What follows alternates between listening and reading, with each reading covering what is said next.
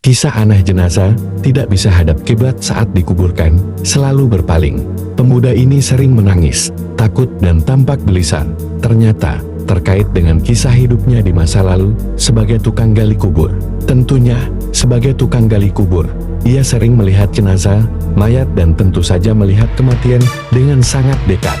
Anehnya, ketika ia jadi tukang gali kubur, pemuda itu sering melihat beberapa mayat yang berubah posisinya, bahkan beberapa mayat tersebut tidak lagi menghadap kiblat.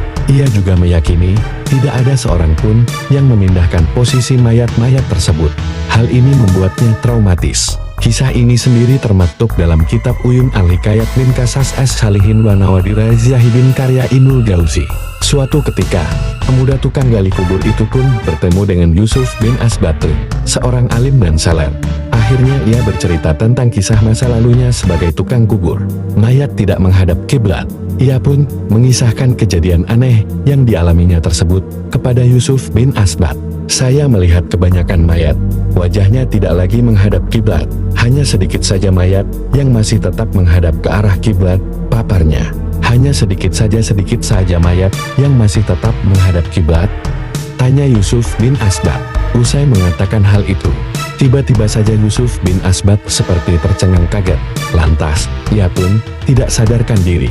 Usai diobati seadanya, Yusuf bin Asbat pun tersadar, tapi entah kenapa hanya kalimat ini yang muncul dari mulutnya.